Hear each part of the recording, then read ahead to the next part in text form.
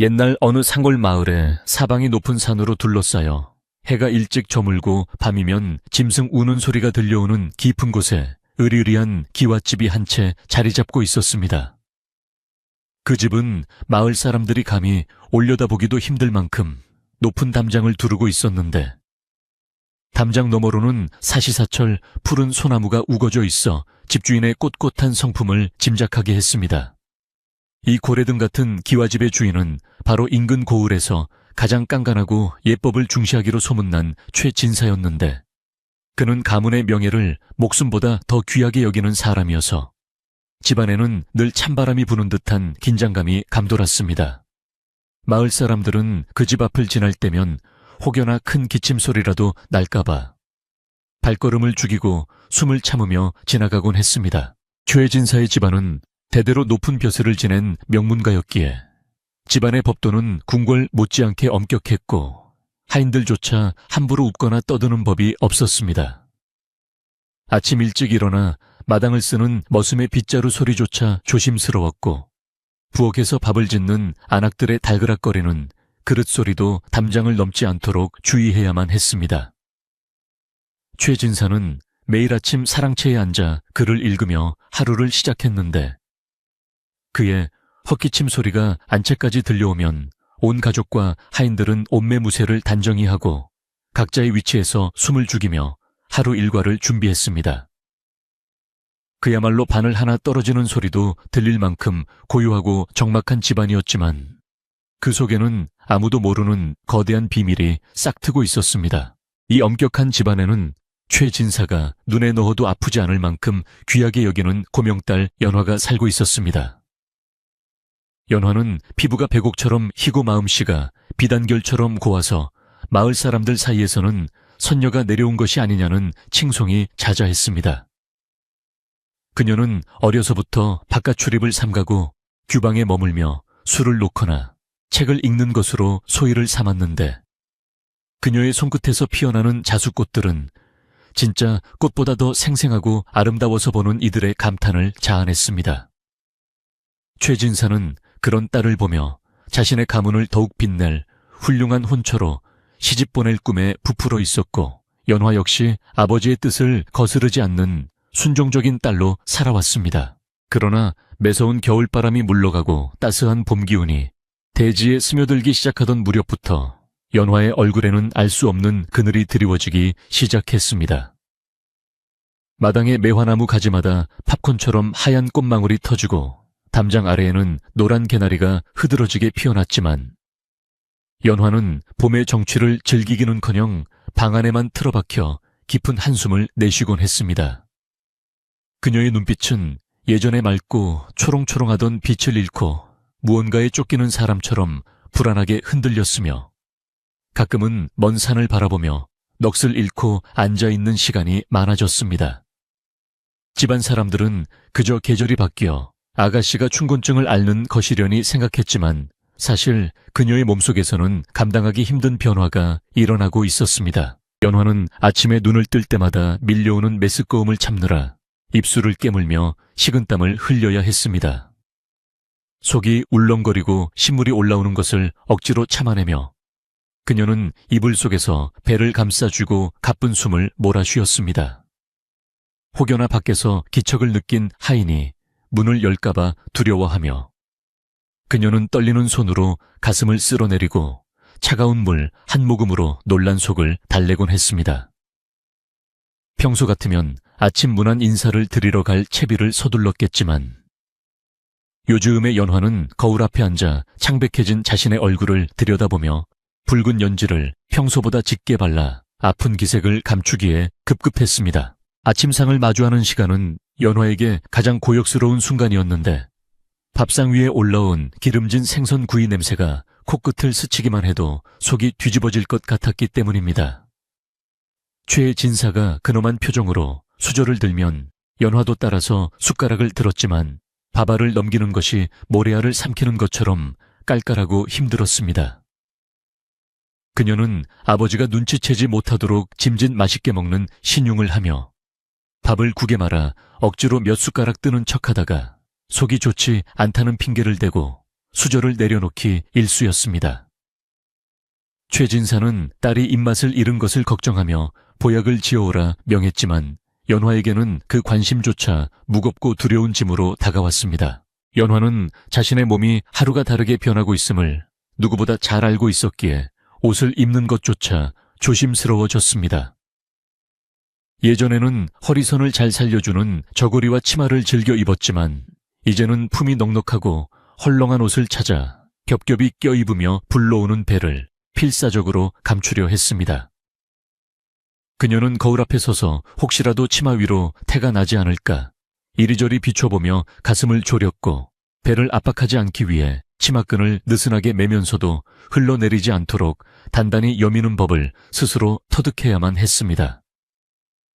이 모든 과정은 누구에게도 들켜서는 안 되는 오직 그녀 혼자만이 감당해야 할 처절한 비밀이었습니다. 어느 날 오후 연화의 방을 청소하던 늙은 유모가 연화가 평소에 즐겨 먹던 약과와 다식을 그대로 남긴 것을 보고 걱정스러운 목소리로 물었습니다. 아가씨, 요즘 통 드시는 것이 없으시니 얼굴이 반쪽이 되셨습니다. 어디 편찮으신 곳이라도 있는 것은 아닌지요? 하고 묻는 유모의 눈빛에는 깊은 애정이 담겨 있었지만 연화는 차마 사실대로 말할 수 없어 그저 고개를 저을 뿐이었습니다. 봄을 타느라 입맛이 없을 뿐이니 걱정 말라고 둘러대는 연화의 목소리는 가늘게 떨렸고 유모는 미심쩍은 표정을 지으면서도 더 이상 캐묻지 않고 조용히 물러나 주었습니다. 유모가 방문을 닫고 나가는 소리를 듣고서야 연화는 긴장이 풀려 자리에 주저앉았습니다. 집안의 하인들 사이에서도 조금씩 수군거리는 소리가 들려오기 시작했는데 주로 부엌에서 일하는 참모들이 그 주인공이었습니다. 아가씨가 요즘 들어 신김치나 장아찌만 찾으시고 밥은 통 안 드신다더라. 혹시 어디 큰 병이라도 나신 건 아닐까 하는 걱정 섞인 말들이 오고 갔습니다. 그러나 감히 대감마님의 귀한 따님이 혼인도 치르기 전에 아이를 가졌을 것이라고는 상상조차 할 수 없는 일이었기에 그들의 수군거림은 그저 건강에 대한 염려에서 멈추곤 했습니다. 하지만 연화는 바람결에 들려오는 하인들의 말소리에도 가슴이 철렁 내려앉아 방문을 걸어 잠그고 이불을 뒤집었으며 귀를 막아야만 했습니다. 연화가 이토록 불안에 떠는 이유는 단순히 아버지의 꾸지람이 무서워서가 아니라 자신의 뱃속에 자라나는 생명이 아버지에게는 결코 용납될 수 없는 존재임을 알기 때문이었습니다. 최진사는 평소에도 가문의 혈통과 정통성을 무엇보다 중요하게 여기며 근본 없는 자들과는 말조차 섞지 않으려 하는 사람이었습니다. 그런 아버지에게 혼인도 하지 않은 딸이 그것도 정체를 알 수 없는 남자의 아이를 가졌다는 사실이 알려진다면 집안에는 피바람이 불 것이 자명했습니다. 연화는 상상만으로도 몸서리가 쳐지는 공포를 느끼며 매일 밤 악몽에 시달리다 식은땀을 흘리며 깨어나곤 했습니다. 그녀의 방 한구석에는 자개장 깊숙한 곳에 보자기 하나가 숨겨져 있었는데 연화는 마음이 불안할 때마다 그 보자기를 꺼내어 그 안에 든 물건을 어루만지며 위안을 얻곤 했습니다. 그것은 낡고 투박한 합죽선 하나였는데 부채 끝에는 붉은 매듭이 달려있어 주인의 취향을 짐작하게 했습니다. 연화는 그 부채를 펼쳐보며 지난 겨울 눈이 펑펑 쏟아지던 어느 날 밤에 일어났던 운명 같은 만남을 떠올렸습니다.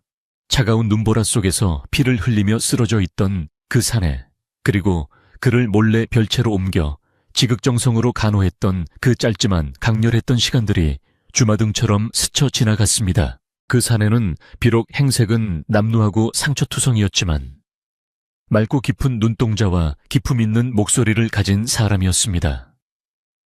그는 자신의 이름도 신분도 밝히지 않았지만 연화는 그가 평범한 사람이 아님을 직감적으로 느낄 수 있었습니다. 밤마다 몰래 물과 약을 나르며 나누었던 대화 속에서 연화는 난생 처음으로 가슴 뛰는 설렘을 느꼈고 그 사내 역시 연화의 고운 마음씨에 감동하여 깊은 연정을 품게 되었습니다. 그가 떠나던 날 새벽 그는 자신의 분신과도 같은 이 부채를 연화의 손에 쥐어주며 반드시 다시 돌아오겠다는 약속을 남기고 눈보라 속으로 사라졌습니다. 그 약속 하나만을 믿고 기다리기에는 시간이 너무나 더디게 흘렀고 연화의 몸은 하루가 다르게 변해가고 있었습니다. 그녀는 혹시라도 그가 돌아오지 않으면 어쩌나 혹시 길에서 변이라도 당한 것은 아닐까 하는 불길한 생각에 잠을 이루지 못했습니다. 달이 밝은 밤이면 그녀는 창문을 열고 담장 너머로 뻗은 소나무 가지 사이로 보이는 밤하늘을 올려다보며 간절히 기도했습니다. 제발 그분이 무사히 돌아오게 해달라고. 그래서 이 아이와 함께 떳떳하게 살아갈 수 있게 해달라고. 비는 그녀의 눈에서는 하염없이 눈물이 흘러내려 옷깃을 적셨습니다. 하지만 현실은 냉혹하기만 해서 연화의 배가 불러오는 속도만큼이나 집안의 분위기도 심상치 않게 돌아가고 있었습니다. 최진사는 딸의 나이가 홍기를 꽉 채웠다며 여기저기서 들어오는 혼담을 진지하게 검토하기 시작했습니다. 그는 콧대 높은 양반과 자제들의 사주단자를 늘어놓고 딸에게 가장 걸맞은 짝을 고르느라 여념이 없었고 조만간 좋은 소식이 있을 것이라며 호탕하게 웃곤 했습니다. 아버지가 기분 좋아할수록 연화의 가슴은 새까맣게 타들어갔고 그녀는 다가오는 운명의 시간을 어떻게든 늦추고 싶어 안간힘을 썼습니다. 어느 날은 최진사가 연화를 불러 앉혀놓고 이웃고을의 명망 높은 김진사댁 아들과 혼사를 추진하려 한다며 의견을 물었습니다.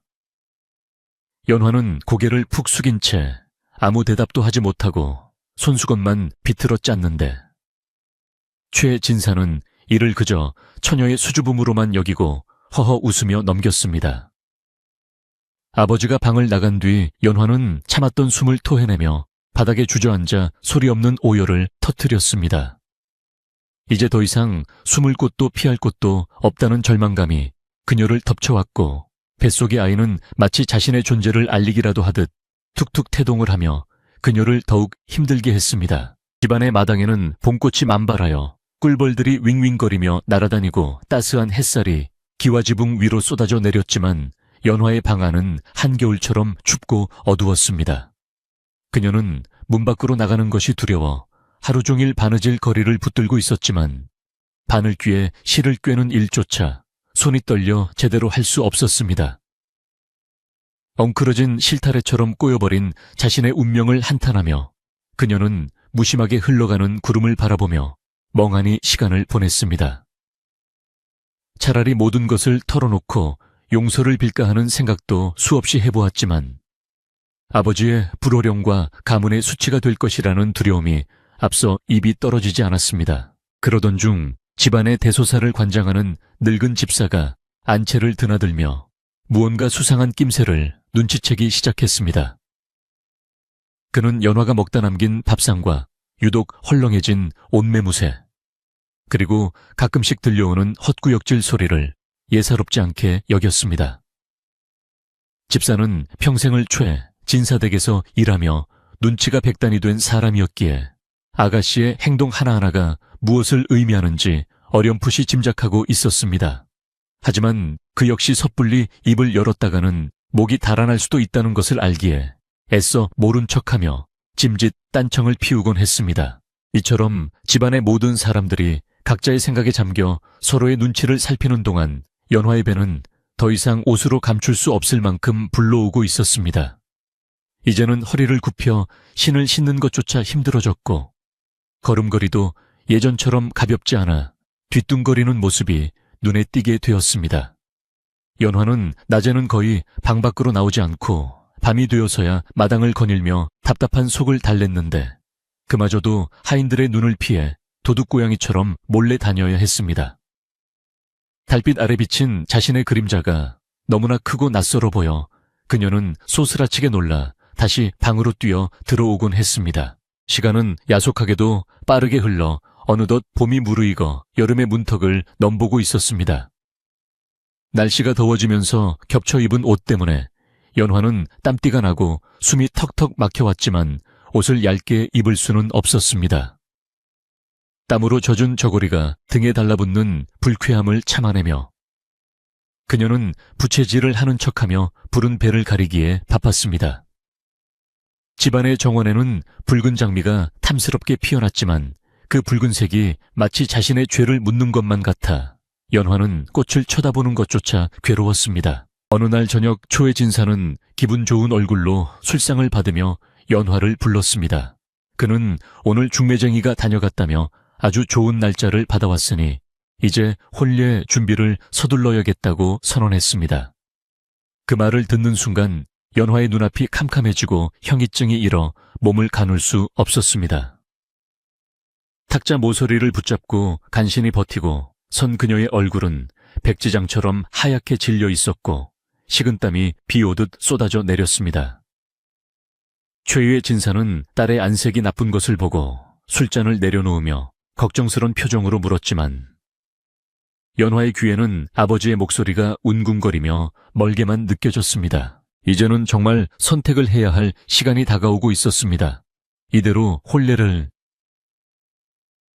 치른다면 첫날 밤의 모든 비밀이 들통나 집안이 쑥대밭이 될 것이고 지금 사실을 고백한다면 아버지는 충격으로 쓰러지실지도 모를 일이었습니다. 연화는 방으로 돌아와 떨리는 손으로 배를 감싸 안으며 뱃속의 아이에게 속삭였습니다. 아가야 미안하다 이 못난 어미를 용서해다오 하고 흐느끼는 그녀의 목소리는 끊어질 듯 위태로웠습니다. 창밖에서는 부엉이가 구슬프게 울어대며 다가올 비극을 예고하는 듯했고 밤은 그렇게 깊어만 갔습니다. 담장 밖에서는 개들이 지저대고 멀리서 다듬이질 소리가 들려왔지만 최의 진사댁 안채는 폭풍전야의 고요함 속에 잠겨 있었습니다. 연화는 잠을 이루지 못하고 뒤척이며 옷장 깊숙이 숨겨둔 부채를 다시 꺼내 들었습니다. 부채의 붉은 매듭을 만지작거리는 그녀의 손길에는 간절함과 원망, 그리고 그리움이 뒤섞여 있었습니다. 이 부채에 주인이 나타나 주지 않는다면 그녀는 스스로 목숨을 끊어서라도 가문의 명예를 지켜야 할지 모른다는 무서운 생각까지 들었습니다. 그렇게 연화의 밤은 길고도 고통스럽게 지나가고 있었고 날이 밝으면 닥쳐올 것엔 파도를 예감하며 집안의 공기는 무겁게 가라앉아 있었습니다. 최진사댁의 높은 담장 안에서는 바깥 세상과 단절된 듯한 고요가 흐르는 것처럼 보였으나 그 속내를 들여다보면 부엌에서부터 시작된 묘한 기류가 집안 전체로 퍼져나가고 있었습니다. 하루 세끼 밥상을 차려내는 참모들은 안채에서 물려나온 밥상을 받을 때마다 고개를 갸웃거리며 수군거리는 일이 잦아졌는데 이는 연화 아가씨의 식성이 눈에 띄게 변했기 때문이었습니다. 평소에는 담백한 나물과 맑은 국을 즐기던 아가씨가 요새 들어 밥에는 손도 대지 않고 오로지 시큼한 오이지나 매운 장아찌 그릇만 싹 비워서 내보내는 일이 반복되고 있었던 것입니다. 참모들 사이에서는 처녀가 신 음식을 찾으면 헛몸이 아니라는 옛말이 있는데 라는 말이 입 밖으로 나올 뻔하다가도 서슬퍼런 채 진사의 위세를 생각하며 황급히 입을 다물곤 했습니다. 이러한 의구심은 단순히 식습관의 변화에서만 그치지 않고 아가씨의 방 주변을 청소하는 어린 하녀들의 눈과 귀를 통해서도 구체적인 소문으로 번져가기 시작했습니다. 이른 아침마다 아가씨의 방 쪽에서 들려오는 헛구역질 소리는 이제 더 이상 숨길 수 없는 공공연한 비밀이 되어가고 있었으며 하녀들은 우물가에 모여 빨래를 하다가도 주위를 살피며 목소리를 낮춰 이 기이한 현상에 대해 이야기꽃을 피웠습니다. 오늘 아침에도 아가씨가 요강을 붙들고 한참이나 고생하시더라. 는 말부터 시작해서 허리춤이 굵어진 것 같아 치마를 수선해 달라고 하셨다. 는 이야기까지 보태주면서 집안의 아랫사람들 사이에서는 연화 아가씨에게 무언가 큰일이 생겼다는 확신이 굳어지고 있었습니다. 이 불길한 소문은 바람을 타고 날아가 마침내 호시탐탐 최 진사댁의 재산과 안주인 자리를 넘보던 먼 친척 벌드는 육촌 아주머니의 귀에까지 들어가고 말았습니다. 남편을 일찍 여의고 자식도 없이 최 진사댁 행랑채에 얹혀 살던 이 아주머니는 평소에도 고고한 척하는 연화를 눈엣가시처럼 여기며 흠잡을 기회만 노리고 있던 위인이었습니다. 그녀는 우연히 부엌을 지나다 참모들이 나누는 이야기를 엿듣게 되었고 회심의 미소를 지으며 무릎을 탁 쳤습니다. 그동안 흠잡을 데 없이 완벽해 보이던 연화에게 치명적인 약점이 생겼음을 직감한 그녀는 이것이야말로 자신의 입지를 굳히고 연화를 깎아내릴 절호의 기회라고 생각하며 쾌재를 불렀습니다. 육촌 아주머니는 소문의 진상을 직접 확인하기 위해 매일같이 안채를 기웃거리며 연화의 일거수일투족을 감시하기 시작했는데 그 눈초리가 어찌나 매섭고 집요한지 마치 먹잇감을 노리는 독사 같았습니다. 그녀는 짐짓 아가씨의 건강을 걱정하는 척하며 보약을 다려들고 방으로 찾아가서는 연화의 얼굴색을 살피고 맥을 짚어보려 하며 은근슬쩍 떠보는 말을 던지곤 했습니다. 요즘 통 입맛이 없으시다니 걱정이네. 혹시 속이 메스껍거나 신 것이 당기지는 않느냐? 며 넌지시 묻는 그녀의 질문에 연화는 소스라치게 놀라며 얼굴이 붉어졌다, 하얘졌다를 반복했고 그런 연화의 반응을 놓치지 않고 아주머니는 확신에 찬 눈빛을 번뜩였습니다. 연화는 아주머니의 방문이 잦아질수록 숨이 조여오는 듯한 공포를 느꼈지만 위서른에 대한 예의를 지켜야 한다는 가르침 때문에 대놓고 문전박대를 할 수도 없는 노릇이었습니다. 그녀는 아주머니가 들어올 때마다 헐렁한 옷으로 배를 가리고 앉아 침착함을 유지하려 애썼지만 떨리는 손끝과 불안한 눈동자까지는 감출 수가 없었습니다. 아주머니는 그런 연화의 약점을 집요하게 파고들며 일부러 비린내가 심한 생선조림이나 기름진 전을 간식으로 내밀며 반응을 살피는 악취미를 부리기도 했습니다. 그럴 때마다 연화는 속에서 치밀어 오르는 구토감을 참느라 입술을 깨물며 식은땀을 흘려야 했고 그런 모습을 즐기듯 바라보는 아주머니의 시선은 잔인하기 짝이 없었습니다. 어느 날 오후 아주머니는 마침내 결정적인 증거를 잡겠다는 심산으로 갓 쪄낸 쑥버무리 냄새를 핑계삼아 연화의 방에 들이닥쳤습니다. 쑥 향기는 그나마 괜찮았으나 아주머니의 옷에 배어있는 젓갈 냄새가 연화의 예민한 후각을 자극했고 연화는 순간적으로 참지 못하고 우게야 하는 소리와 함께 입을 틀어막으며 고개를 돌리고 말았습니다. 아주머니는 기다렸다는 듯이 표정을 바꾸며 아가씨, 이게 단순히 체한 것 같지는 않은데 혹시 남몰래 정인이라도 두신 게야 라고 날카롭게 쏘아붙였습니다. 연화의 심장은 쿵하고 내려앉았고 아무런 대꾸도 하지 못한 채 파들파들 떨고 있는 그녀의 모습은 긍정의 대답이나 다름없었습니다. 바로 그때 방문이 벌컥 열리며 연화를 어릴 적부터 업어 키운 늙은 유모가 들어와 아주머니 앞을 가로막고 섰습니다. 유모는 최애 진사댁의 안살림을 도맡아 해온 터라 그 위세가 웬만한 친척 어른 못지않았는데 그녀는 싸늘한 눈빛으로 아주머니를 내려다보며 단호하게 말했습니다. 아무리 친척이라 하나 다 큰 아가씨, 방에 허락도 없이 드나들며 고약한 냄새를 풍기는 것은 예법에 어긋나는 일입니다. 아가씨께서 지금 춘곤증으로 몸이 허하시니 헛소문 만들지 마시고 그만 물러가시지요. 유모의 목소리는 낮았지만 거역할 수 없는 힘이 실려 있었고 아주머니는 칫하고 혀를 차며 분한 표정으로 물러날 수밖에 없었습니다. 아주머니가 나가고 방문이 닫히자 방 안에는 무거운 침묵만이 감돌았고 연화는 긴장이 풀려 바닥에 주저앉아 흐느끼기 시작했습니다. 유모는 말없이 다가와 연화의 떨리는 어깨를 감싸 안아주며 깊은 한숨을 내쉬었는데 그 한숨 속에는 모든 것을 이미 알고 있다는 안타까움과 연민이 담겨 있었습니다. 유모는 연화의 헝클어진 머리를 쓰다듬으며 아가씨, 세상에 비밀은 없습니다. 저 독한 여편네가 눈치를 챘으니 조만간 대감마님 귀에도 들어갈 것입니다. 마음을 단단히 먹으셔야 합니다. 라고 나직하게 속삭였습니다. 연화는 유모의 품에 얼굴을 묻고 하염없이 눈물을 쏟으며 다가올 폭풍우 앞에서 기댈 곳은 오직 이 늙은 유모뿐임을 절감했습니다. 유모는 그날부터 연화의 방 앞을 지키며 불필요한 사람들의 출입을 철저하게 막아섰지만 이빠른 하인들의 입까지 다 막을 수는 없었습니다. 마당에서 일하는 머슴들 사이에서도 안채 분위기가 심상치 않다 말이 돌았고 담장 밖 마을 아낙네들 사이에서도 최 진사댁 교수가 병이 났다는 소문이 아름아름 퍼져나가고 있었습니다.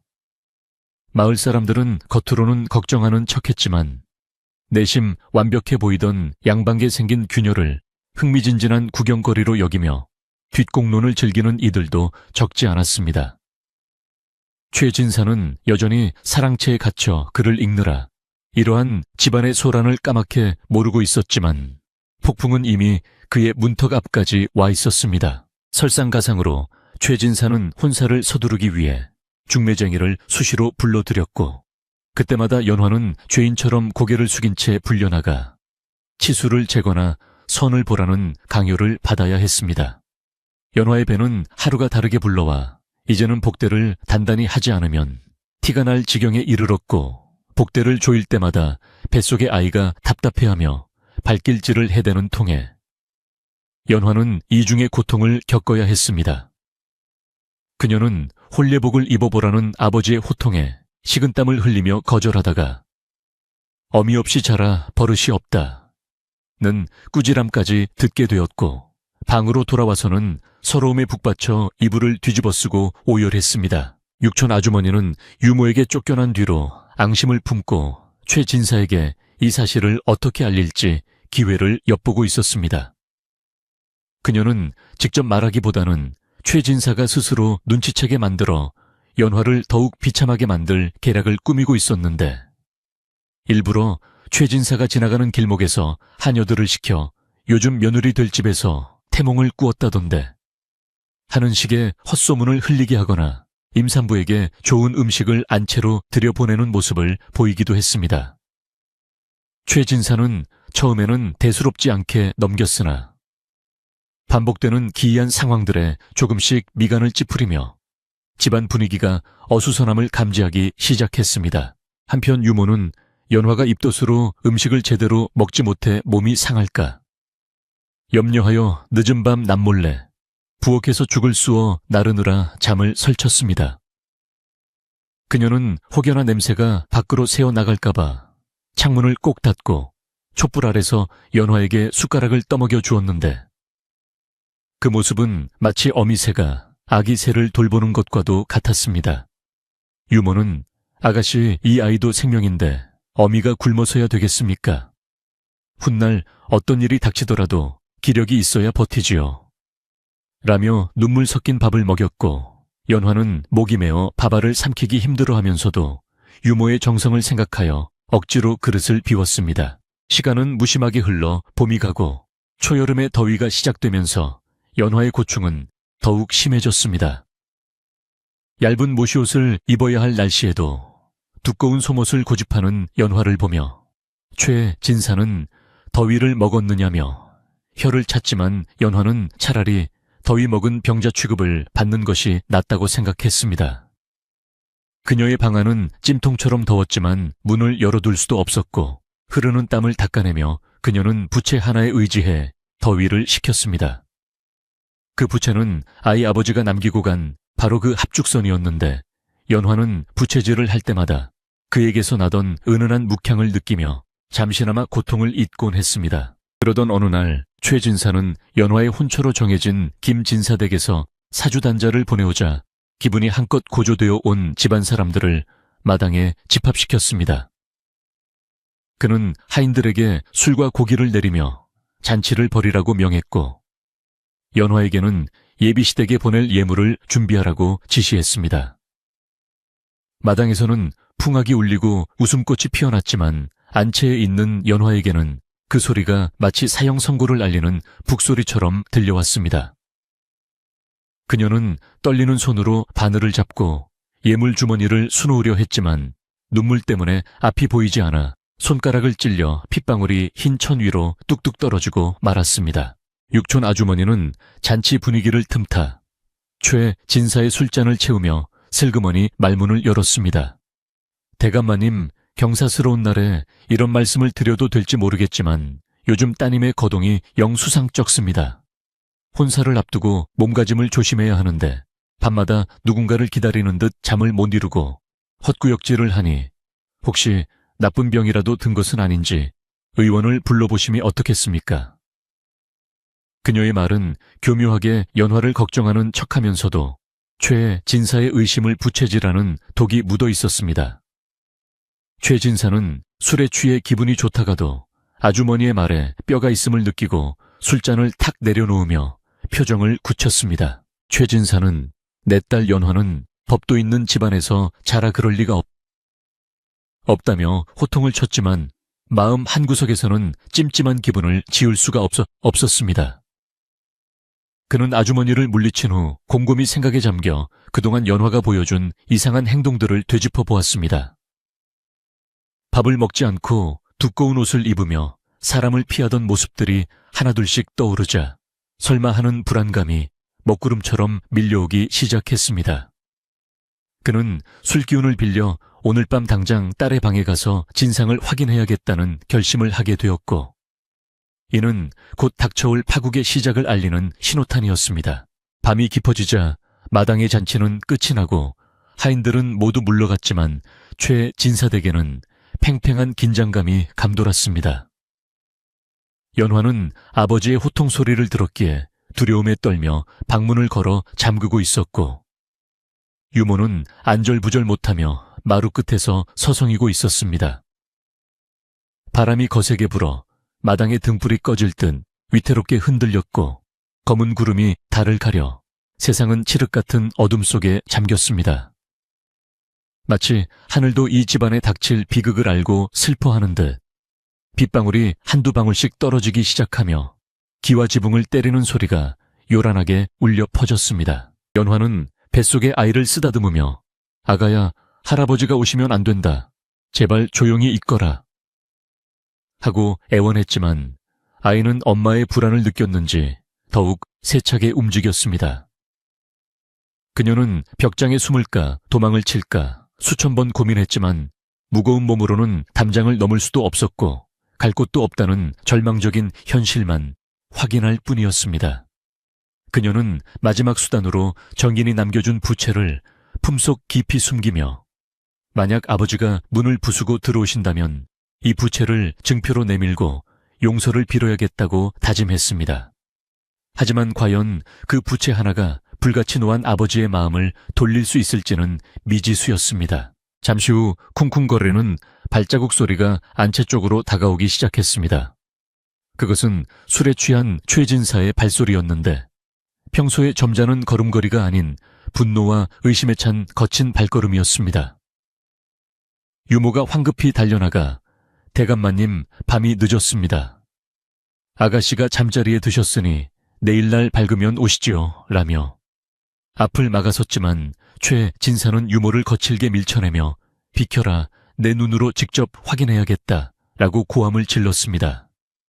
그 소리에 연화는 심장이 멎을 것만 같았고 온몸에 피가 얼어붙는 듯한 공포에 사로잡혔습니다. 최의 진사는 연화의 방문 앞에 서서 연화야 자느냐 문을 열어라 라고 소리쳤습니다. 연화는 대답할 힘조차 없어 입만 뻥끗거렸고 빗줄기는 더욱 굵어져서 천둥소리와 함께 집안을 뒤흔들었습니다. 번개가 번쩍이며 창호지 문 위로 최진사의 거대한 그림자가 드리워졌을 때 연화는 마치 저승사자가 찾아온 듯한 착각에 빠졌습니다. 더 이상 피할 곳이 없다는 것을 깨달은 그녀는 눈을 질끈 감고 다가올 운명을 받아들일 준비를 했습니다. 문고리가 덜컹거리며 금방이라도 부서질 듯 흔들리는 소리는 그녀의 인생이 송두리째 흔들리는 소리와도 같았습니다. 이처럼 최진사댁의 평화롭던 밤은 산산조각이 나고 숨겨왔던 비밀은 폭발하기 일보 직전에 놓여 있었습니다.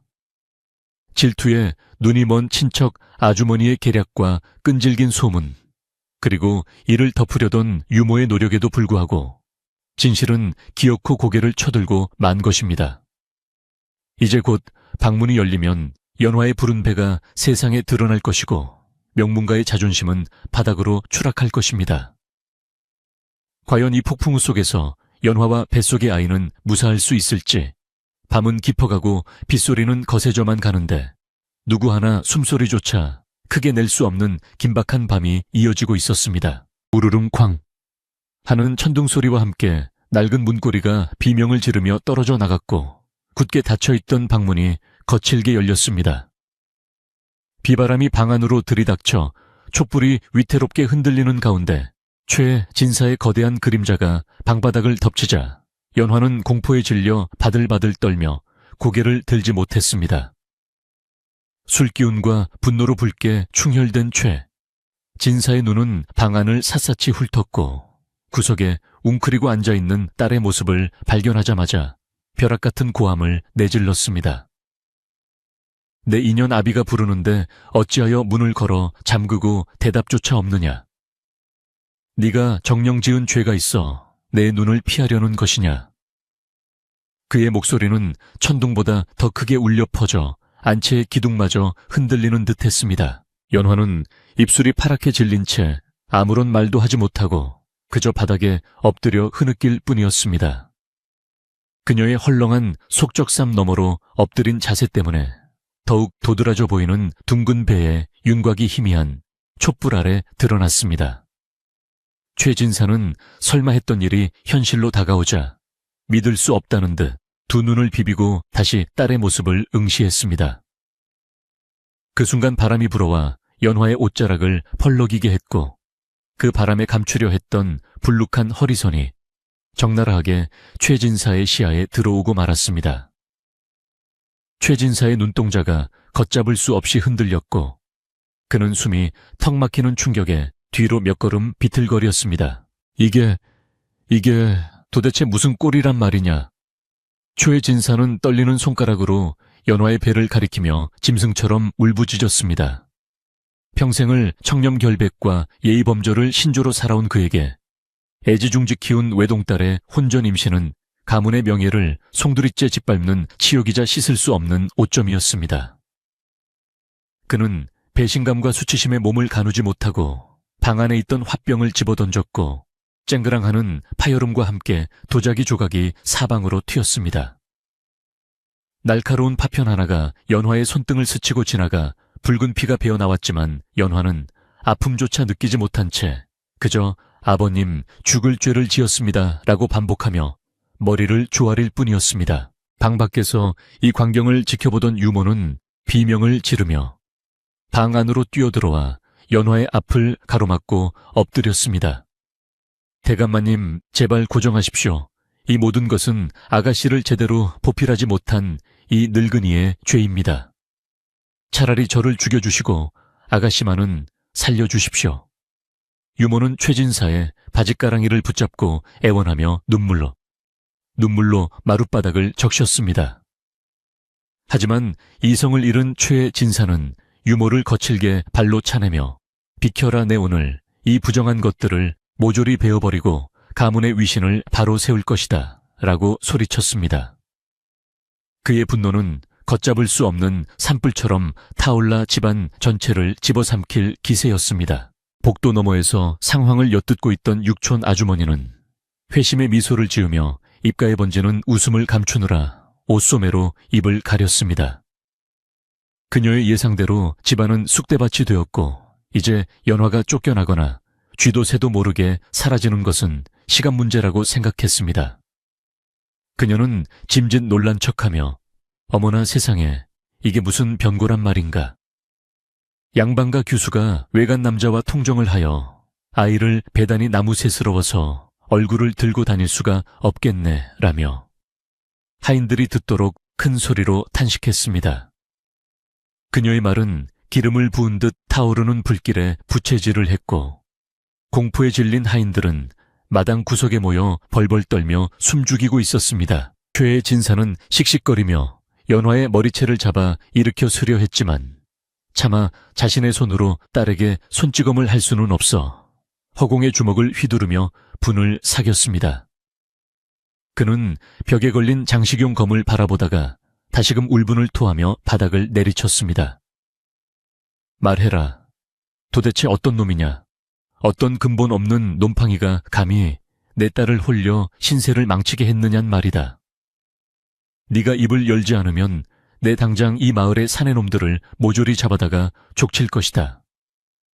최진사의 억측은 극에 달해 분명 머슴이나 지나가는 장사치 같은 천한 자와 놀아났을 것이라고 단정짓고 있었습니다. 연화는 아버지의 모욕적인 언사에 가슴이 찢어지는 듯한 아픔을 느꼈습니다. 그녀가 사랑한 사람은 결코 그런 비루한 사내가 아니었으며 비록 짧은 만남이었지만 누구보다 기품 있고 학식 높은 군자였습니다. 하지만 지금 당장 그가 누구인지 밝힐 증거가 없었고 이름조차 알지 못하는 상황에서 그를 변호하는 것은 오히려 아버지의 화를 돋울 뿐이라는 것을 알고 있었습니다. 연화는 입술을 깨물며 아버님, 그분은 그런 분이 아닙니다.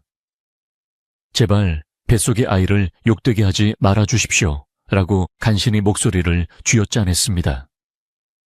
그러나 그 말은 최진사의 이성을 더욱 마비시킬 뿐이었습니다. 뭐라, 뱃속의 아이를 욕되게 하지 말라고? 네가 지금 제정신이냐? 아비 앞에서도 그 놈을 감싸고 도는 것을 보니 아주 단단히 미쳤구나.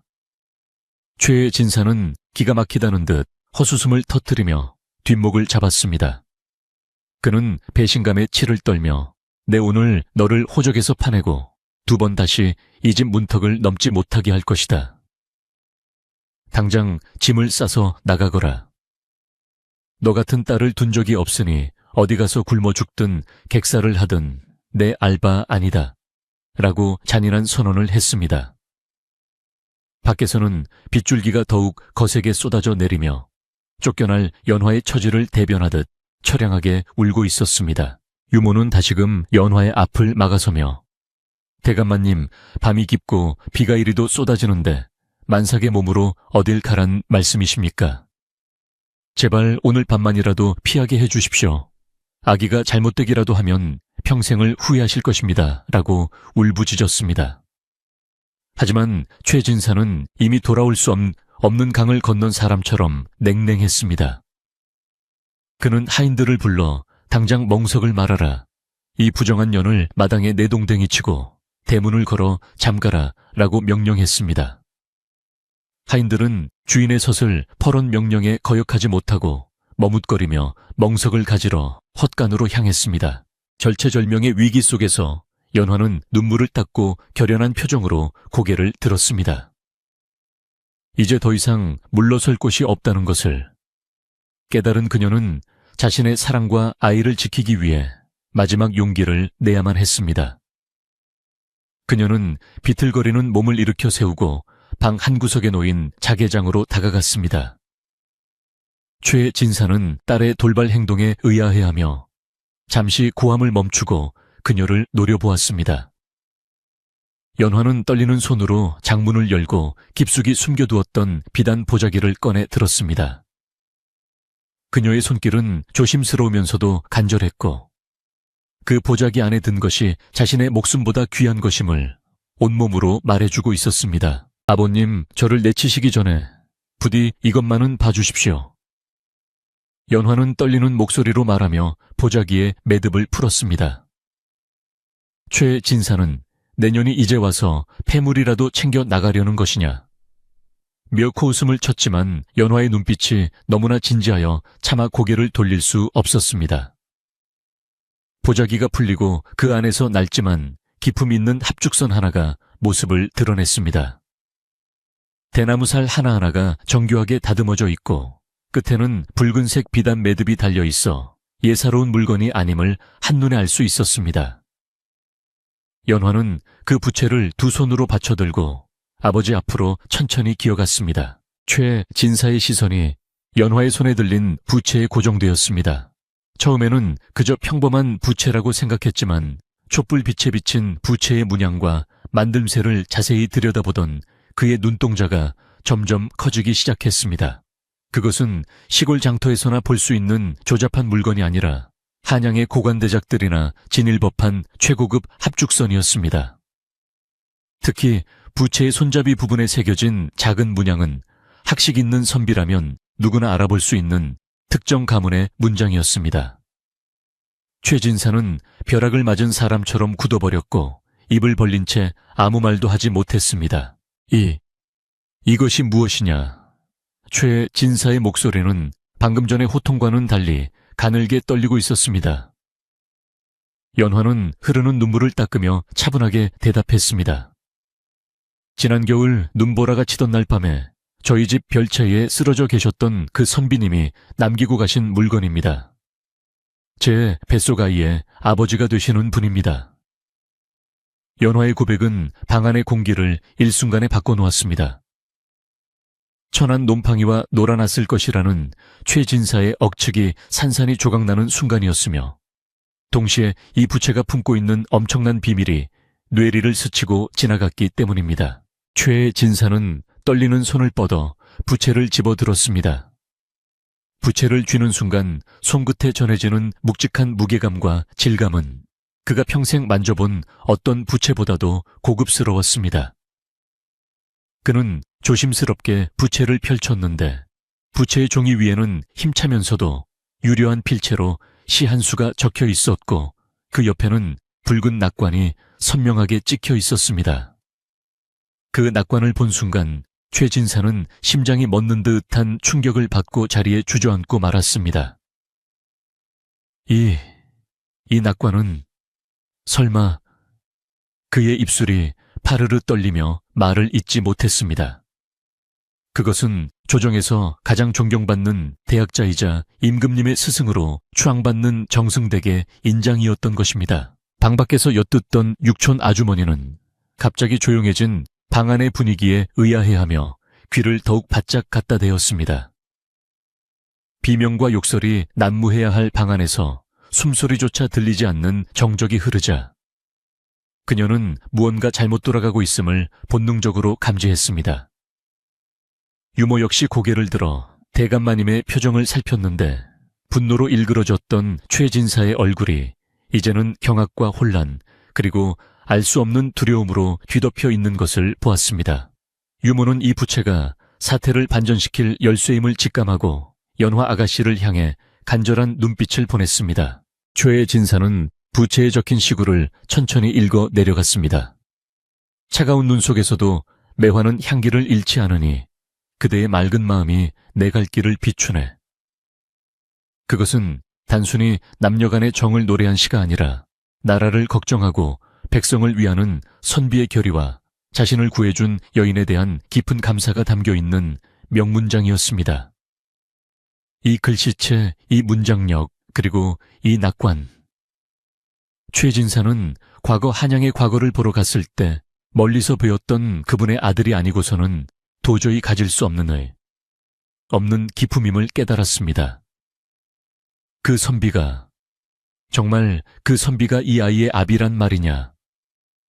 최진사는 믿기지 않는다는 듯 재차 물었습니다. 연화는 고개를 끄덕이며 네 아버님, 그분은 신분을 숨기시고 민정을 살피러 다니시다 변을 당하셨던 것입니다. 저에게 다시 돌아오겠다고 이 부채를 증표로 주시며 약속하셨습니다. 저는 그 약속 하나만 믿고 지금까지 기다려왔습니다. 라고 대답했습니다. 그녀의 눈에서는 진실만이 담긴 맑은 눈물이 흘러내렸고 그 모습은 그 어떤 변명보다도 강력한 호소력을 지니고 있었습니다. 최진사는 부채를 쥔 손에 힘이 빠지며 고개를 떨구었습니다. 자신이 그토록 딸을 매도하고 천한 취급을 했던 것이 얼마나 어리석고 부끄러운 짓이었는지 뼈저리게 느껴졌기 때문입니다. 방 안의 촛불은 거의 다 타들어가 심지가 가물거리고 있었지만 부채에서 뿜어져 나오는 보이지 않는 광채는 방 안을 환하게 비추는 듯 했습니다.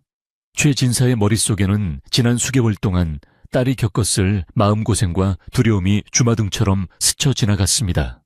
혼자서 입덧을 참아내고 불러오는 배를 감추며 아버지의 호통을 견뎌냈을 딸의 모습이 떠오르자 가슴 한구석이 욱신거려 왔습니다. 하지만 아직 의심이 완전히 사라진 것은 아니었습니다. 만약 이것이 훔친 물건이거나 주운 물건이라면 더 큰 화를 부를 수도 있다는 노파심이 고개를 들었기 때문입니다. 그때였습니다. 마당 대문 밖에서 웅성거리는 소리와 함께 이리 오너란 일 하는 우렁찬 목소리가 빗소리를 뚫고 들려왔습니다. 한밤중에, 그것도 폭풍우가 치는 밤에 누군가 찾아온다는 것은 예사로운 일이 아니었습니다. 하인들이 허둥지둥 대문을 열러 뛰어가는 소리가 들렸고 잠시 후 마당으로 들어서는 여러 개의 횃불 불빛이 창호지 문을 통해 비쳐 들어왔습니다. 최 진사는 부채를 든 채 멍하니 마당 쪽을 바라보았고 연화는 그 목소리를 듣는 순간 감전된 듯 온몸을 떨며 자리에서 일어났습니다. 그 목소리는 그녀가 꿈속에서도 그리워하던 바로 그분의 목소리였기 때문입니다. 행랑가범이 숨이 턱에 닿도록 뛰어와 방문을 두드리며 대감마님, 대감마님, 큰일 났습니다. 아니, 경사 났습니다. 한양에서 귀한 손님이 오셨습니다. 라고 소리쳤습니다. 최 진사가 정신을 차리고 방문을 열자 마당에는 갓을 쓰고 도포자락을 휘날리는 훤칠한 사내가 비를 맞으며 서 있었습니다. 그의 뒤로는 청사초롱을 든 하인들이 도열해 있었고 비록 비에 젖었지만 그 위엄과 기품은 감히 범접할 수 없는 아우라를 뿜어내고 있었습니다. 그 사내는 마루 위에 서 있는 최진사를 향해 정중하게 고개를 숙이며 인사를 건넸습니다. 늦은 밤 불쑥 찾아와 결례를 범했습니다. 저는 한양에서 온 이몽룡이라 합니다. 지난 겨울 귀대계 따님 덕분에 목숨을 구한 은혜를 갚고 못다한 약속을 지키러 왔습니다. 그의 목소리는 맑고 또렷하여 빗소리에 묻히지 않고 최 진사의 귓가에 정확하게 꽂혔습니다. 최 진사는 손에 쥐고 있던 부채와 눈앞에 서 있는 사내를 번갈아 쳐다보며 입을 다물지 못했습니다. 부채 속의 낙관과 눈앞의 사내가 하나로 겹쳐지는 순간 최 진사는 다리에 힘이 풀려 그만 마루 기둥을 잡고 휘청거렸습니다. 연화는 방문 지방을 잡고 서서 마당에 서 있는 그를 바라보며 하염없이 눈물을 흘렸습니다. 꿈이 아니었습니다. 그가 정말 돌아온 것입니다.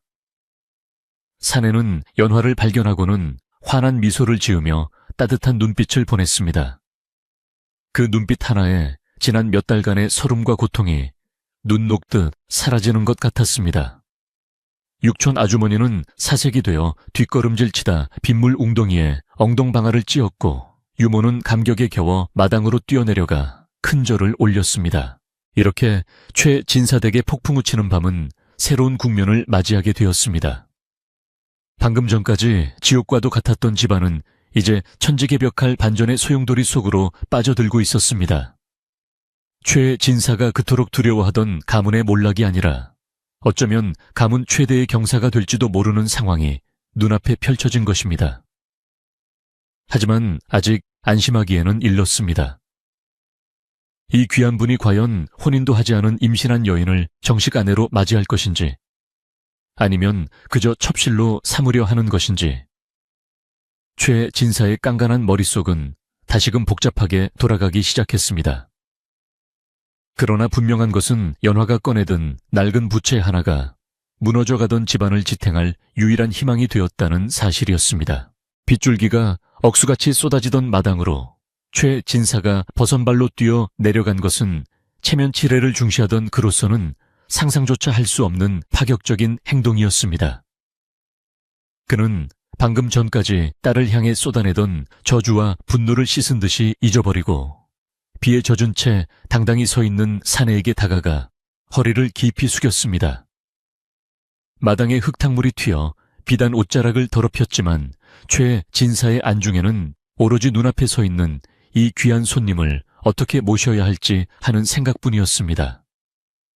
그는 떨리는 목소리로 귀하신 분이 누추한 곳에 오셨는데 제가 미처 알아보지 못하고 큰 결례를 범했습니다.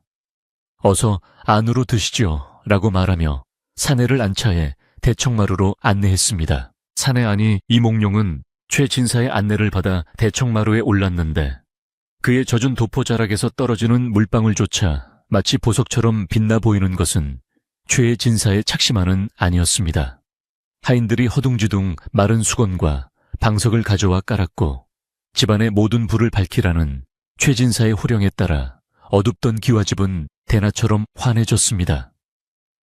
방금 전까지 멍석마리를 준비하던 하인들은 멍석을 슬그머니 치우고 대신 따뜻한 꿀물과 다과상을 차리기 위해 부엌으로 달려가느라 분주해졌습니다. 집안의 공기는 살벌했던 처형장에서 순식간에 귀한 손님을 맞이하는 잔칫집 분위기로 급반전되었습니다. 이몽룡은 젖은 갓을 벗어 옆에 놓고 단정하게 무릎을 꿇고 앉아 최진사와 연화에게 정중한 예를 갖추었습니다. 그의 얼굴은 비에 젖어 창백했지만 눈빛만은 형형하게 빛나고 있어 좌중을 압도하는 위엄이 서려 있었습니다. 그는 먼저 연화를 바라보며 깊은 사과의 말을 전했습니다. 낭자, 내 약속이 너무 늦어 그동안 마음고생이 심했으리라 짐작하오. 나라실이 위중하여 신분을 숨기고 움직이다 보니 소식을 전할 길이 막혀 이제야 오게 되었소. 부디 이 못난 사람을 용서해 주시오. 그의 진심 어린 고백에 연화는 참았던 눈물을 터뜨리며 고개를 끄덕였고 그 모습은 보는 이들의 가슴을 먹먹하게 만들었습니다. 최진사는 그제야 정신을 차리고 손님이 앉은 방석을 고쳐주며 조심스럽게 입을 열었습니다. 아니, 용서라니 당치도 않으십니다. 그저 살아서 돌아오신 것만으로도 천만다행인데 이리 귀한 발걸음을 해주셨으니 저희 가문의 영광입니다. 하오나 댁내 어르신들께서는 이 사실을 알고 계신지요? 최진사의 질문에는 여전히 불안감이 섞여 있었습니다. 아무리 두 사람이 정을 통했다 해도 신분 차이가 워낙 크기에 정식 혼인으로 이어질 수 있을지는 미지수였기 때문입니다. 그는 혹시나 딸이 첩실로 들어가게 되는 것은 아닌지 아니면 아이만 빼앗기는 것은 아닌지 하는 속물적인 걱정을 완전히 떨쳐내지 못하고 있었습니다. 이에 이몽룡은 품속에서 서찰 한 통을 꺼내 최진사 앞에 놓았습니다. 겉봉에는 임금님의 스승인 영의정의 직인이 선명하게 찍혀 있었고 그것은 바로 이몽룡의 아버지가 보낸 친필 서신이었습니다. 제 아버님께서도 이미 모든 사실을 알고 계십니다. 제가 낭자 덕분에 목숨을 구했다는 이야기를 듣고 은혜를 갚는 것은 물론이고 훌륭한 며느리로 맞이하라고 허락하셨습니다. 이 서찰은 정식으로 혼담을 넣는 청혼서이니 부디 받아주십시오. 그 말을 듣는 순간 최진사의 입이 떡 벌어졌고 그는 감격에 겨워 서찰을 두 손으로 받쳐들고 머리 위로 올리며 어쩔 줄 몰라 했습니다. 방구석에서 이 광경을 지켜보던 육촌 아주머니는 얼굴이 사색이 되어 몸을 숨기기에 급급했습니다. 그녀는 자신이 퍼뜨린 소문과 이간질이 들통날까봐 전전긍긍하며 쥐구멍이라도 있으면 숨고 싶은 심정이었습니다. 그녀는 슬금슬금 뒷걸음질 쳐서 마루 끝으로 도망치려 했으나 이몽룡의 날카로운 시선이 그녀의 등 뒤에 꽂혔습니다. 거기 가시는 부인께서는 잠시 멈추시오. 제가 들어올 때 문 밖에서 듣자 하니 낭자의 행실을 탓하며 험한 말을 쏟아내시던데 어찌하여 집안 어른으로서 조카를 감싸지는 못할 망정 모함에 앞장서셨단 말이오. 그의 목소리는 나직했지만 서리빨 같은 냉기가 서려 있었습니다. 육촌 아주머니는 화들짝 놀라 자리에 주저앉으며 변명을 늘어놓기 시작했습니다. 아이고 도련님, 아니 나리. 저는 그저 가문의 법도가 엄하여 혹여나 불상사가 생길까 걱정이 되어 그런 것이지 결코 나쁜 마음을 먹은 것은 아닙니다. 제발 오해를 풀어주십시오. 그녀는 비굴한 웃음을 지으며 손을 비벼댔지만 이미 모든 상황을 파악한 최진사의 분노가 그녀를 향해 폭발하고 말았습니다. 최진사는 지금껏 자신이 딸을 의심하게 만든 원흉이 바로 이 여자였음을 깨닫고 끓어오르는 화를 참지 못해 삿대질을 하며 소리쳤습니다. 내 이 요망한 것, 내가 네 말만 믿고 하마터면 내 딸과 손자를 죽일 뻔했다. 감히 내 집안을 쥐고 흔들려 하다니. 네가 정령 사람이냐? 당장 내 눈앞에서 사라지거라. 다시는 이 집에 발도 붙이지 못하게 할 것이다. 진사의 고함 소리는 빗소리보다 더 크게 울려 퍼졌고 하인들은 기다렸다는 듯이 달려들어 육촌 아주머니의 양팔을 붙잡았습니다. 그녀는 대감마님 한 번만 용서해 주십시오. 라며 발버둥 쳤지만 하인들은 가차없이 그녀를 빗속으로 끌어내 대문 밖으로 내쫓아 버렸습니다. 대문이 쾅 하고 닫히는 소리와 함께 집안을 어지럽히던 불길한 기운도 깨끗이 씻겨나가는 듯 했습니다. 집안의 암적인 존재가 사라지자 대청마루에는 비로소 진정한 평화가 찾아왔습니다. 최 진사는 헛기침을 하며 분위기를 수습하려 했고, 연화는 안도감에 긴장이 풀려 유모의 부축을 받아야 했습니다. 이몽룡은 연화에게 다가가 따뜻한 손길로 그녀의 어깨를 감싸주며 이제 아무 걱정하지 마시오. 내가 당신과 아이를 지킬 것이오. 그동안 혼자서 얼마나 무섭고 외로웠겠소. 이제는 내가 곁에 있으니 다시는 눈물 흘리는 일이 없도록 하리다. 라고 다정하게 속삭였습니다. 그 모습은 마치 한 폭의 그림처럼 아름다워 지켜보는 하녀들조차 눈시울을 붉히며 감동했습니다. 최진사는 민망함과 미안함에 고개를 들지 못하고 연화의 눈치를 살폈습니다. 불과 1시각 전까지만 해도 딸을 내치려 했던 비정한 아비였던 자신이 이제 와서 사위덕을 보려 하는 것 같아 양심의 가책을 느꼈기 때문입니다.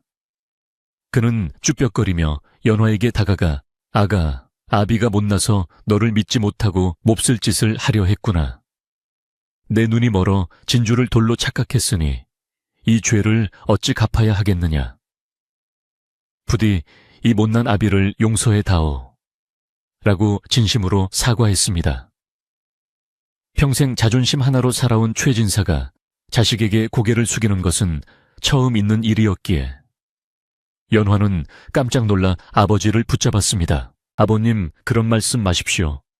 가문의 명예를 지키시려는 뜻을 제가 어찌 모르겠습니까?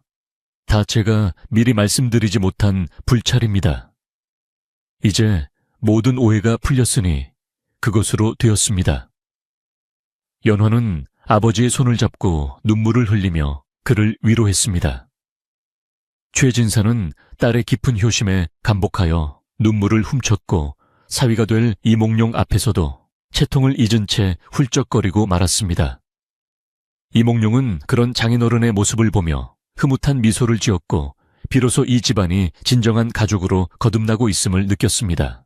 이때 부엌에서 고소한 냄새가 풍겨오며 분위기는 더욱 훈훈해졌습니다. 참모들은 귀한 손님과 고생한 아가씨를 위해 정성껏 준비한 야식을 커다란 소반에 받쳐들고 들어왔습니다. 따끈한 닭죽과 정갈한 전, 그리고 향기로운 국화주가 상위에 가득 차려졌고 김이 모락모락 나는 음식들을 보자 사람들은 긴장이 풀리며 허기를 느끼기 시작했습니다. 이몽룡은 수저를 들기 전에 먼저 최진사에게 술 한 잔을 올리며 장인어른 늦었지만 사위의 첫 잔을 받아주십시오 라고 공손히 청했습니다. 최진사는 떨리는 손으로 술잔을 받으며 안 받고 말고 자네가 내 사위라니 내가 전생에 나라를 구했나 보네 라며 너스레를 떨었습니다. 술잔이 몇 순배 돌고 나자 대청마루에는 웃음꽃이 피어났습니다. 이몽룡은 자신이 한양에서 겪었던 재미있는 일화들과 암행어사로 활동하며 겪었던 무용담을 들려주어 최진사의 귀를 즐겁게 해주었습니다. 최진사는 사위의 박식함과 담대함에 감탄하며 연신 무릎을 쳤고 역시 대제학댁 자제분이라 다르구먼 허허허 하고 웃음을 멈추지 않았습니다. 연화는 그들 곁에 앉아 조용히 미소를 지으며 배를 쓰다듬었고 뱃속의 아이도 아빠의 목소리를 알아들었는지 얌전하게 잠이 든 것 같았습니다. 밖에서는 여전히 빗방울이 떨어지고 있었지만 더 이상 그 소리가 처량하거나 무섭게 들리지 않았습니다. 오히려 기와 지붕을 두드리는 빗소리는 이 행복한 밤을 축복하는 연주곡처럼 경쾌하게 들렸습니다. 유모와 하인들은 행랑채에 모여 앉아 남은 음식을 나누어 먹으며 이제 우리 아가씨 팔 잡혔네. 한양 정승댁 며느리가 되다니 꿈만 같다며 신이 나서 떠들었습니다. 그동안 집안을 짓누르던 무거운 공기는 온데간데 없고 희망과 기쁨만이 가득 찬 밤이었습니다. 식사가 끝나고 차를 마시는 시간이 되자 이몽룡은 최진사에게 앞으로의 계획을 이야기했습니다. 날이 밝는 대로 한양에 기별을 보내 혼례 준비를 서두르겠습니다. 낭자의 몸이 더 무거워지기 전에 식을 올리고 아이를 낳은 후에는 한양으로 모셔가려 합니다. 장인어른께서도 괜찮으시다면 함께 한양으로 가시어 말년을 편안히 보내시는 것이 어떻겠습니까?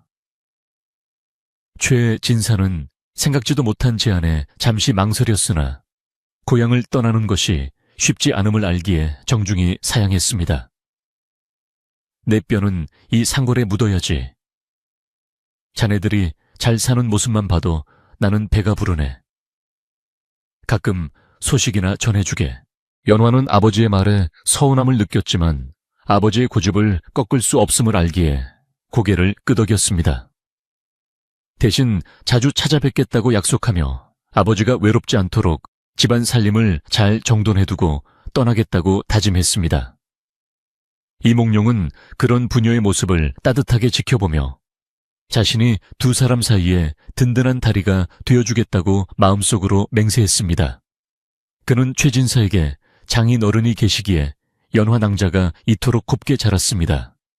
그 은혜 평생 잊지 않겠습니다. 라고 말하며 다시 한번 감사를 표했습니다. 밤이 깊어 삼경이 지나자 최진사는 손님을 사랑채에 가장 따뜻한 방으로 모시도록 했습니다. 이몽룡은 자리에서 일어나며 연화의 손을 살며시 잡고 오늘은 푹 쉬시오. 내일 아침에 다시 보세. 라고 작별 인사를 건넸습니다. 연화의 얼굴은 수줍음으로 붉게 물들었고 두 사람 사이에는 말하지 않아도 통하는 깊은 애정이 흘렀습니다. 최진사는 그 모습을 흐뭇하게 바라보며 자, 어서들 들어가서 쉬게. 오늘 하루가 천년처럼 길었을 테니 라고 등을 떠밀었습니다. 연화가 자신의 방으로 돌아와 자리에 눕자 그제야 온몸의 긴장이 풀리며 나른함이 밀려왔습니다. 그녀는 베개 옆에 놓인 부채를 다시 한번 펴보며 이 부채가 가져다준 기적에 감사했습니다. 매서운 비바람이 몰아치던 밤이었지만 그녀의 방 안은 그 어느 때보다 따뜻하고 평온했습니다. 뱃속의 아이가 꾸물거리는 느낌을 받으며 그녀는 아가야 아빠가 오셨어. 이제 우린 괜찮아. 라고 속삭이며 행복한 잠에 빠져들었습니다. 마당의 빗줄기는 점차 가늘어져 이슬비로 변했고 구름 사이로 희미하게 달빛이 비치기 시작했습니다. 폭풍우가 지나간 자리에는 맑고 깨끗한 공기가 채워졌고 내일 아침이면 더 눈부신 햇살이 비칠 것을 예고하고 있었습니다.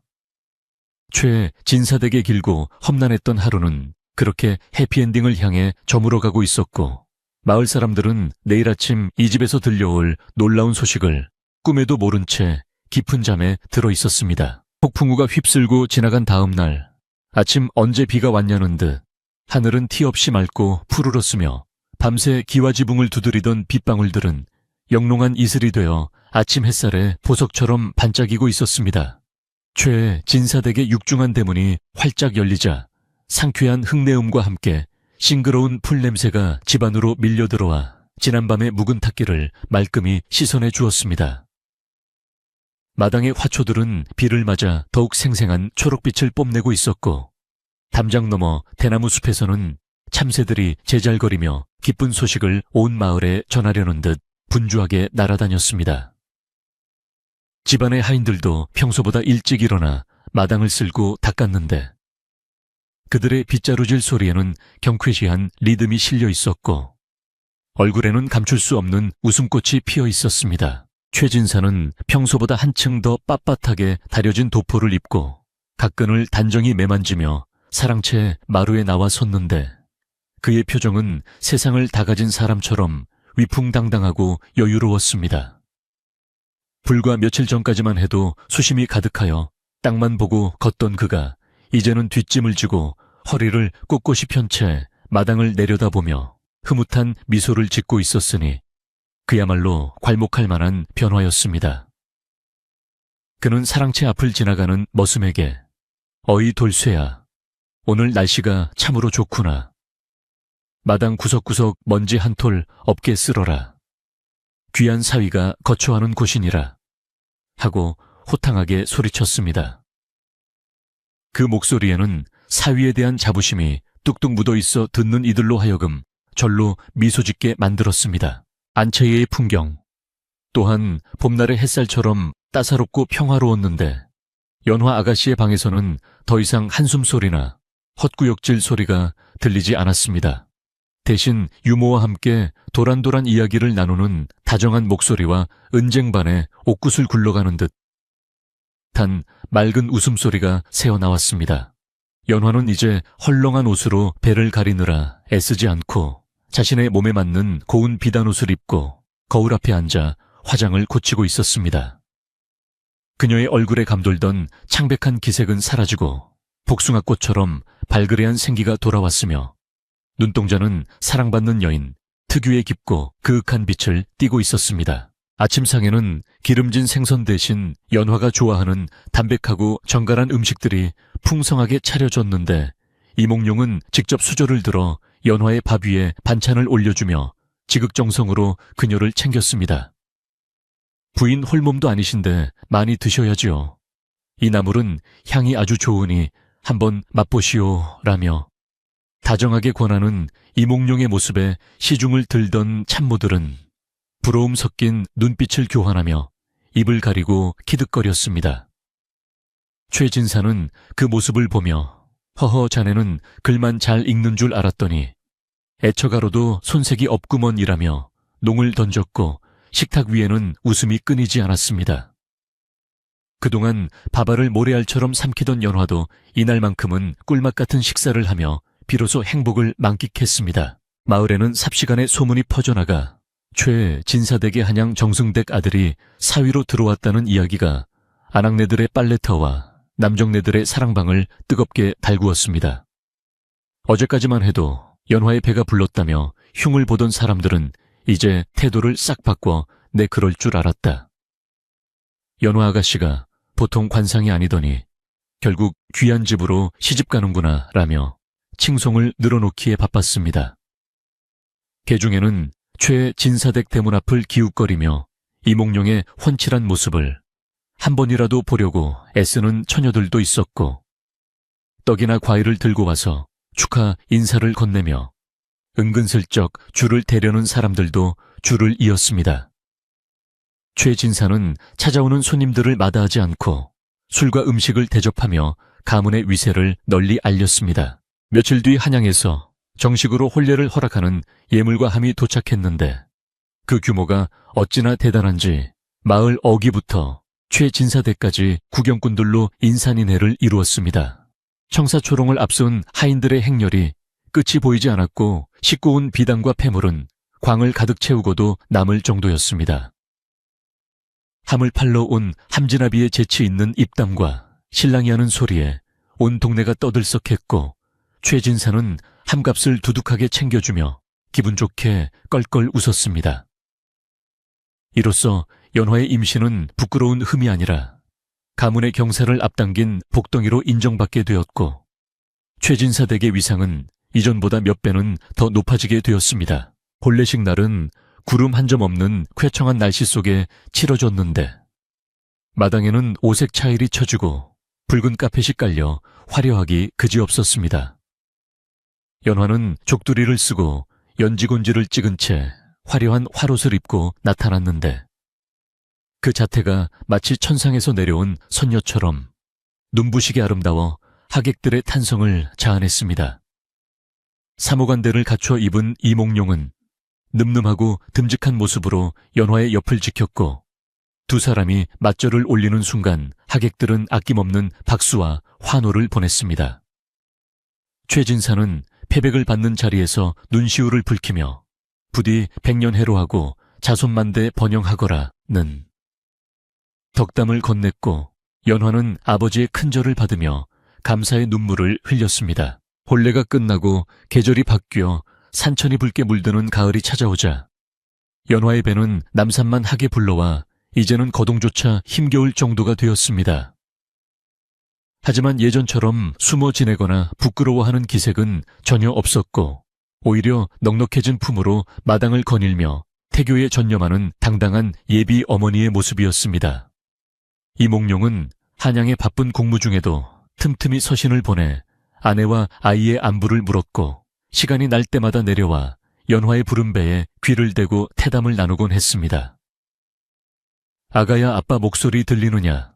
어서 나와서 이 넓은 세상을 보거라 라고 속삭이는 그의 목소리는 더없이 다정했고 뱃속의 아이도 힘차게 발길질을 하며 화답했습니다. 어느 늦가을 밤 서리가 내리고 달빛이 창호지 문을 하얗게 비출 무렵 드디어 연화에게 산통이 찾아왔습니다.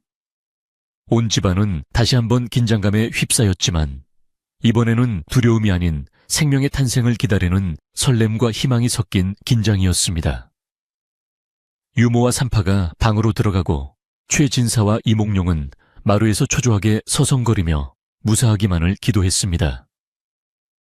연화의 고통스러운 신음소리가 들릴 때마다 이몽룡은 주먹을 꽉 쥐고 식은땀을 흘렸고 최진사는 조상님들께 빌고 또 빌며 딸의 순산을 기원했습니다. 밤이 깊어가고 새벽달기 울 때쯤 마침내 은게은게하는 우렁찬 아기 울음소리가 터져 나왔습니다. 방문이 열리고 유모가 한바구음을 지으며 대감마님, 서방님 고추입니다. 아주 튼튼하고 잘생긴 아드님입니다. 라고 외쳤습니다. 그 소리에 최진사는 만세를 부르며 덩실덩실 춤을 추었고 이몽룡은 감격에 겨워 눈물을 글썽이며 방 안으로 뛰어 들어갔습니다. 갓 태어난 아기는 붉은 얼굴로 힘차게 울고 있었지만 이몽룡이 안아주자 신기하게도 울음을 딱 그치고 아빠를 빤히 쳐다보았습니다. 연화는 땀에 젖은 채 지쳐 있었지만 품에 안긴 아기를 바라보는 눈빛만은 세상에서 가장 행복하고 평온해 보였습니다. 이몽룡은 아내의 이마에 맺힌 땀을 닦아주며 고생했소, 정말 고생했소.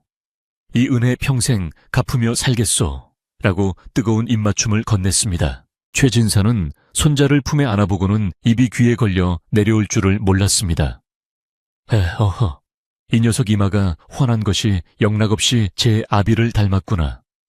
장차 큰 인물이 될 상이야.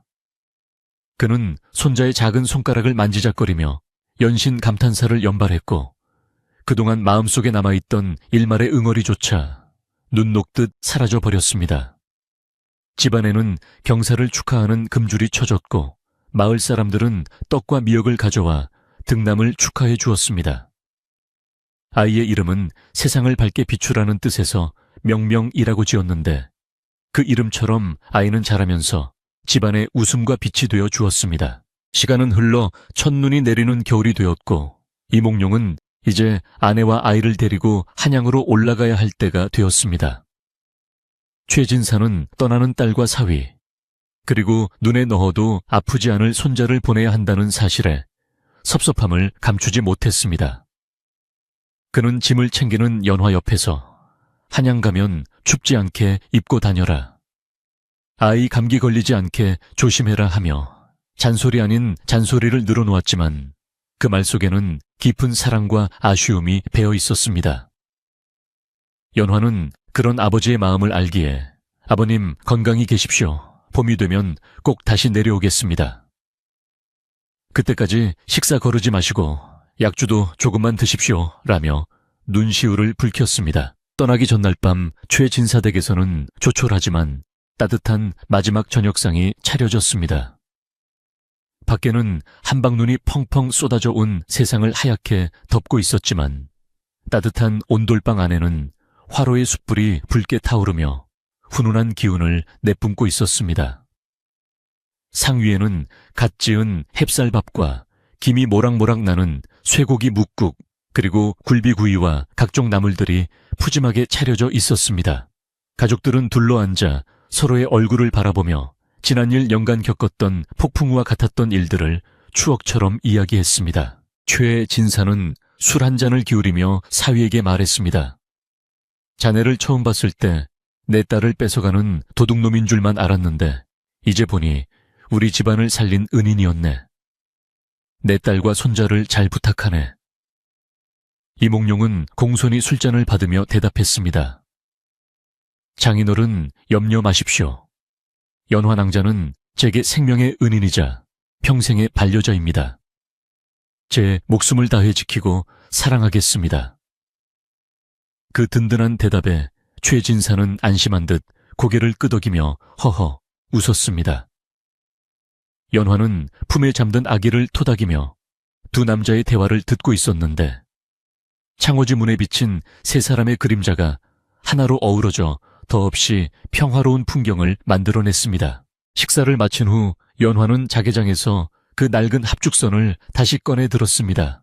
처음에는 비밀과 두려움의 상징이었고 나중에는 위기와 반전의 열쇠가 되었던 그 부채는 이제 가족의 사랑과 인연을 이어준 소중한 갑오가 되어 있었습니다.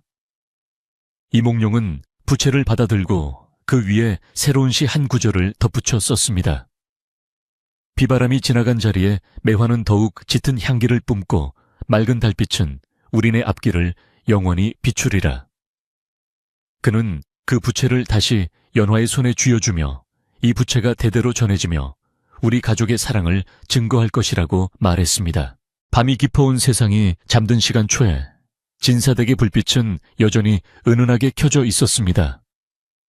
눈 내리는 소리가 사각사각 들려오고 아궁이에서 타닥타닥 장작 타는 소리가 자장가처럼 울려 퍼지는 밤이었습니다. 연화는 아기의 새근거리는 숨소리를 들으며 옆에 누운 낭군의 따뜻한 온기를 느끼고 건너방에서 들려오는 아버지의 편안한 코골이 소리에 귀를 기울였습니다. 모든 것이 제자리를 찾았고 모든 것이 평온했습니다. 그녀는 눈을 감으며 지난날의 고통과 슬픔을 모두 잊고 오직 지금 이 순간의 감사함만을 가슴에 새겼습니다. 내일이면 새로운 길을 떠나겠지만 언제든 돌아올 수 있는 따뜻한 고향집과 아버지가 계시기에 두렵지 않았습니다.